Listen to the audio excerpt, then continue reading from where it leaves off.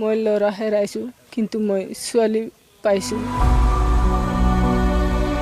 ভগৱানে মোক আশীৰ্বাদ কৰক এই পৰিজনীক মই নিজ গৰ্ভত জন্ম দিব পাৰোঁ।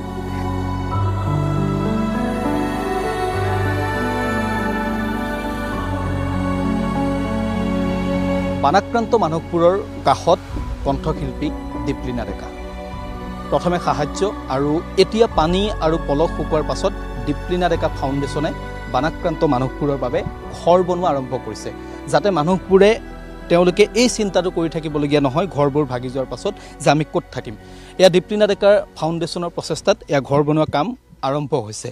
দেখা পাইছে আপুনি, আমি বামুণ পুখুৰী টেঙাহোলাৰ দৃশ্য। নাজিৰা তেওঁলোকে টাৰ্গেট কৰিছে 100টা ঘৰ, তেওঁলোকে টাৰ্গেট কৰিছে 100টা ঘৰ বনাব। প্ৰথমতে তেওঁলোকে এনেকুৱা ধৰণৰ কেঁচা ঘৰ বনাই দিব যাতে মানুহখিনি অস্থায়ীভাৱে থাকিব পাৰে, আৰু তাৰপাছত তেওঁলোকে কিছু কিছু ঘৰ কংক্ৰিটৰো কৰি দিব, অৰ্থাৎ পকীও কৰি দিব। এয়া হৈছে দীপলিনা ডেকা ফাউণ্ডেশ্যনৰ প্ৰচেষ্টা। দীপলিনা ডেকা আছে আমাৰ সৈতে। দীপলিনা ডেকাৰ সৈতে খুব এটা ভাল প্ৰচেষ্টা, আৰু আমি দেখা পাইছোঁ আপুনি পানীৰ পিছৰ পৰাই মানুহখিনিৰ মাজত আছে। এই প্ৰচেষ্টাটো কেনেকুৱা ধৰণে আগুৱাই নিছে, কাম আৰম্ভ হৈছে? প্ৰথমতে মই এইটোৱে ক'ম যে এইবাৰ প্ৰত্যেকগৰাকী মানুহে ওলাই আহিছে, সেইবাবে মই গোটেই অসমবাসীকে ধন্যবাদ জ্ঞাপন কৰিছোঁ। আৰু অসমৰ বুলি নহয়, অসমৰ বাহিৰৰ ৰাজ্যৰ পৰা বহুত লোক আহিছে। আজিও আমাৰ লগত এটা নেশ্যনেল লেভেল ফাউণ্ডেশ্যনে আমাৰ লগত কোলাবৰেশ্যন কৰি তেওঁলোকো আহিছে। গতিকে বহুত মানুহ ওলাই আহিছে, সেইবাবে আমি খুব ধন্য। আৰু যিমানখিনি ক্ষতি হৈছে বানাক্ৰান্ত লোকৰ, হয়তো গোটেইখিনি মানুহ লগ নালাগিলে হয়তো ইমানখিনি আমি সহায় তেওঁলোকে নাপালেহেঁতেন। সেই ক্ষেত্ৰত মই ধন্যবাদ জনাইছোঁ। আপুনি এতিয়া কিমানটা ঘৰ বনাব টোটেল আপোনাৰ ফাউণ্ডেশ্যনৰ অধীনত? আমি 100টা টাৰ্গেট কৰিছোঁ, সেইবাবে আমি ফাণ্ডছ ৰেইজ কৰিছোঁ। অলম'ষ্ট আমি এতিয়ালৈকে প্ৰায় 50 ঘৰ 60 ঘৰ বনাব পৰাকৈ আমাৰ ওচৰত ফাণ্ড আছে। গতিকে আমি এটা প্ৰচেছ হয়, এইটো এটা জাৰ্ণি হয়, আমি লাহে লাহে লাহে বনাই যাম। আজি মই বাইদেউৰ ঘৰটো আচলতে আমাৰ গোটেই ফাউণ্ডেশ্যনটো কনক্ৰিট হ'ব, কিন্তু তেওঁ মোক বৰ হেঁপাহেৰে ক'লে মানে যে মোক এতিয়া ছোৱালী বনাই লৈছে, পৰি বুলি মাতে, কৈছে যে তেওঁৰ ঘৰটো তেওঁ মানে সকাম পাতিব পৰা নাই ৰিদীপৰ, গতিকে সকাম পাতিব পৰাকৈ এটা ব্যৱস্থা কৰি দিব লাগে। সেই ক্ষেত্ৰত তাৰমানে আমি দৌৰা দৌৰিকৈ এতিয়া মানে মাটিবোৰো কেঁচা হৈ আছে, পলসবিলাক আঁতৰাব লাগিব, চাফা কৰিব লাগিব, সেইবোৰৰো আমি কাম কৰিম। আমাৰ 9 তাৰিখে চাফাই অভিযানো আছে।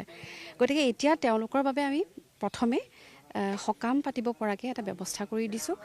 বাকী যিখিনি পাৰিছোঁ কৰিছোঁ ৰাইজৰ সহায়ত। এইটো কেৱল মোৰ নহয়, দীপলিনা ডেকা ফাউণ্ডেশ্যনৰ এটা প্লেটফৰ্মহে হয়, কিন্তু সকলোখিনি ৰাইজৰ সহায়। গতিকে ৰাইজৰ সহায়ত আমি এইটো আৰম্ভ কৰিছোঁ। কথাবোৰ খুব দুখৰ, ছবিখন খুব দুখৰ। এগৰাকী হৈছে ৰিদীপ পানিকাৰ মাতৃ। আমি দেখুৱাইছোঁ ৰিদীপৰ ঘৰখনৰ যিটো পৰিৱেশ, সেই পৰিৱেশটো আমি দেখুৱাইছোঁ। ৰিদীপৰ পিতৃ মাতৃয়ে এই একমাত্ৰ দীপলিনা বাইদেউ বুলি ক'ম নে ছোৱালী বুলি ক'ম মই নাজানো, কিন্তু মই সকলো কথা বাদ দি মই এটা কথা ক'ব বিচাৰিছোঁ। মই ল'ৰা হেৰাইছোঁ কিন্তু মই ছোৱালী পাইছোঁ। কিন্তু তাৰ মাজতো মই এটা কথা ক'ব বিচাৰোঁ, যাতে ভগৱানে মোক আশীৰ্বাদ কৰক এই পৰিজনীক মই নিজ গৰ্ভত জন্ম দিব পাৰোঁ, তাকে মই অনুৰোধ কৰিছোঁ। মোক এনেকুৱা লাগিছে যেন মই ছোৱালী পাইছোঁ, এনেকুৱা ৰাইজৰ সেৱাত লাগিছে। মই আজি গৰ্ব কৰিছোঁ যে ৰাইজৰ সমাজ সেৱাত এই কণমানি ছোৱালীজনী বুলি কওঁ মই, যাতে তাই সকলোকে সেৱা কৰিছে। ইমানে আশীৰ্বাদ দিয়ক তাই যাতে আকাশখন চুব পাৰে।